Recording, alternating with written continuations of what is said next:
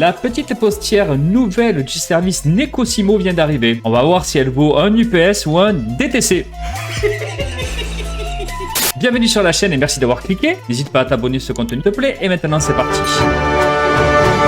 Je vous la fais court sur le personnage et comment je l'ai buildé. Il est donc level 80 sur 80. Je lui ai mis l'épée rituelle au-dessus pour avoir des énergies en plus parce que j'ai aucune épée qui m'apporte du PV. Au niveau des artefacts, j'ai le souvenir de la forêt, mais dans la section artefacts, rapidement, je vais vous expliquer pourquoi j'ai pris ça et qu'est-ce que vous pouvez prendre au niveau des PV aussi. Tout est orienté vers du PV, histoire d'avoir un maximum de PV et de proc ses passifs correctement et son kit. Constellation 0 et les aptitudes, c'est 4, 7 et 6. Au niveau des attaques normales, c'est pas quelque chose qui va être à privilégier chez elle de monter, mais ça envoie 4 coups, dont le troisième qui est un double, donc ça fait 5 coups au total. Mais c'est pas forcément très puissant, un tout petit peu long en plus. Concernant les attaques chargées, c'est un petit peu plus stylé, puisqu'on reconnaît le double coup des chats rapide et efficace. C'est un peu la signature des chats, mais ça reste potentiellement aussi nul que les attaques normales de base. Venons-en à son principal atout de son kit, sa compétence élémentaire. Appui simple et appui long. On va commencer par l'appui simple. Ça fait des dégâts d'Endro, ça va générer 3 particules et ça va créer un bouclier robuste. Et là, c'est son point fort. Ce bouclier, il peut stacker. Donc, en utilisant l'épée rituelle, par exemple, qui permet de doubler l'utilisation de la compétence élémentaire, on va pouvoir avoir un bouclier plus solide. Le bouclier va activer le premier passif qui va augmenter la résistance du bouclier de 20% à chaque fois qu'il va y avoir un impact qui est fait lorsque Kirara est en transformation de Necocoli, donc avec l'appui long. L'appui long, c'est quoi? Donc, ça va permettre à Kirara de se transformer en Necocoli. Ça va lui apporter les buffs suivants. Augmentation de la vitesse de déplacement, augmentation de la hauteur du saut, et ça va aussi lui permettre de gérer mieux son endurance lorsqu'elle va escalader, et lui permettre surtout de grimper contre les murs. Ça j'adore trop, c'est vraiment stylé. C'est assez fun à jouer. Chaque impact qu'elle va faire sur les ennemis va faire des dégâts d'Endro. Quand vous utilisez l'appui long, vous allez avoir directement 3 particules, puis une particule sur le premier crash que vous allez avoir sur le premier ennemi, ou toutes les 4 secondes, ça dépendra comment vous allez jouer les ennemis et qui vous allez taper ou quoi. Plus vous allez rester en état de Necocoli, plus le cooldown va être long. Ça va passer de 8 à 12 secondes suivant comment vous l'utilisez. Petit point sympa, si vous utilisez l'appui long et vous en sortez directement, vous allez générer 4 particules d'un coup. Et je pense que c'est la meilleure manière d'utiliser son kit en mode off-field et en combat. Son énergie est bien gérée quant à elle de cette manière et la durée et la puissance du shield n'est pas impactée par la longueur d'utilisation du Necocoli.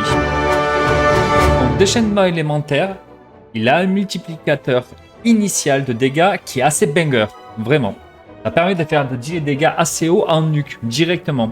De plus, elle va générer des petites têtes de chat d'Endro qui vont tomber au sol et qui vont exploser avec le temps ou si les ennemis marchent dessus. Essayez de les faire éclater avec de l'électro ou du pyro ne fonctionne pas, ce ne sont pas des corps d'Endro, sachez-le. Ces têtes peuvent être aspirées par la Nemo et si vous kiffez ce genre de gameplay et si vous aimez amasser en fait à chaque fois les graines d'Endro, eh ben, ça fonctionne aussi pareil là. Ton burst coûte uniquement 60 d'énergie, donc niveau énergie, Kirara, ça va. Ton burst sera souvent up. Ton passif 2 apportera des dégâts en plus au niveau de la compétence élémentaire et du déchaînement élémentaire aussi par tranche de 1000 PV de Kirara. C'est pas suffisant pour focus sur un build full HP pour faire des dégâts, mais ça reste quand même utile. Parlons de ces constellations brièvement. La C1 va créer une tête de chat sur son burst en plus pour chaque 8000 points max de vie qu'elle a. Ça devrait être bon pour améliorer son ICD, mais je ne pense pas que ça résulte avec d'énormes gros dégâts supplémentaires. Donc c'est pas forcément pour moi une constellation banger. La C2 on zappe parce que ça semble être du multiplayer. À moins que Hoyoverse commence à nous apporter du multiplayer valable dans le jeu. Et dans ce cas-là, ça serait super bien et ça amènerait encore plus de monde, mais j'en doute un peu. La C3 et la C5, on va ne pas en parler parce que vous savez ce que ça fait. La C4, quant à elle, est assez bonne, c'est l'une de ses meilleures. Quand un membre de l'équipe est sous le bouclier et tape un ennemi avec une attaque normale, l'ennemi va avoir une attaque supplémentaire d'Endro toutes les 3,8 secondes applicables. Ça permet d'avoir une meilleure application d'Endro et ça vient un peu en renfort sur son problème d'application d'Endro qu'elle a puisqu'il faut qu'elle soit on-field.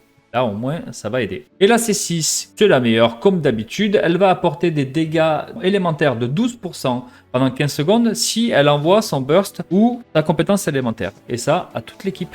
Donc c'est un méga buff, ça on aime bien. Pour les artefacts, c'est facile à construire. Avant la R45, ne focussez pas sur les résultats des 2-7 et 4-7 ou blablabla. Allez sur du PV% sur les 3 éléments et si vous pouvez ramasser un petit peu ici aussi, c'est super. Après la R45, il y a une paire de sets qui sont assez cool sur elle. Si elle est la seule unité Dendro dans l'équipe et que vous utilisez Nilou ou alors peut-être de l'Hyper Bloom, dans ce cas-là, mettez-lui souvenir de la forêt. Ça va réduire la résistance Dendro des mobs et améliorer les dégâts globaux de l'équipe. Mais si vous avez déjà souvenir de la forêt sur un autre perso et que vous avez une équipe autre que celle avec Nilou, partez plutôt sur un ancien rituel pour avoir plus de dégâts de l'équipe sur son déchaînement élémentaire quand elle enverra et ce qui est plus pertinent pour la plupart des équipes. Ou alors un 2 pièces ténacité et un 2 pièces Vurukusha, j'arrive pas à le prononcer, excusez-moi, pour avoir un full bonus HP et un bouclier beaucoup plus robuste. Il y a aussi le 4 pièces instructeur qui est possible et qui permet d'avoir de la maîtrise élémentaire et de la distribuer à l'équipe, mais est assez efficace surtout sur la team Nilou ou si vous faites des réactions Dendro poussées. En dehors de ça, je ne le recommande pas trop car il reste un set 4 étoiles seulement. Et si elle est l'applicateur Dendro on-field et que vous la jouez on-field avec sa constellation 4, ça ne va pas apporter forcément beaucoup plus d'effets. Pour les stats, deux options. Étant donné que son shield est robuste as fuck déjà, vous pouvez utiliser Kirara en tant que shielder accompli sans healer avec du HP % partout, comme précisé. Si vous la jouez en tant que dealer damage, vous pouvez partir sur attaque % OM, dégâts Dendro et crit. C'est pas forcément ce que je recommande, mais ça vous permettra de dealer plus de dégâts si c'est votre option préférée. Si vous faites un hybride entre HP % et les dégâts, vous allez perdre en consistance de son bouclier et les dégâts seront pas forcément mémorables non plus en plus. Donc je ne recommande pas ça, pas d'hybride. Pour les substats, recharge d'énergie, allez 130 à 150 maximum, ça suffira. Et sinon, toutes les autres stats, sauf les flats et la défense %. Elle est vraiment facile à construire. Maintenant, les armes, c'est super easy aussi, comme les artefacts, elle est super optimisée pour les joueurs free-to-play, donc ça c'est vraiment un bon point. Lui apporter de la recharge d'énergie est une possibilité, mais elle n'en a pas forcément beaucoup besoin, vu comment en fait sa compétence élémentaire avec l'appui long régénère les particules. Les spirituels au Favonius fonctionnent cependant, donc si vous les avez et que vous voulez les utiliser, vous pouvez. La meilleure arme sur elle sera la clé de Cage Nissu. Je ne l'ai pas, elle est ici, mais ce sera la meilleure option parce que elle a du PV %. Sinon, vous avez aussi la Cooper de Jade qui a 20% en plus au Refinement 1 et qui est très bien. Sinon, vraiment, peu importe ce que vous allez lui mettre. L'épée craftable de Sumeru, par exemple, peut être une très bonne option, mais il faut avoir un certain nombre de refinements pour avoir plein de points en plus qui sont filés et ça demande de récolter les matériaux pour la crafter, donc c'est un petit peu contraignant. Si vous l'avez en damage dealer et vous avez joué quand il y avait eu le Mont Blanc qui était sorti, on va l'appeler comme ça, il y a le Gros Suppura en fait qui peut apporter pas mal aussi. De la recharge d'énergie, ok, pourquoi pas, mais la compétence élémentaire de 37% et son taux crit de 12%, c'est pas dégueulasse. Sinon, vous avez aussi l'épée rituelle comme je vous ai dit, ou alors Favonius.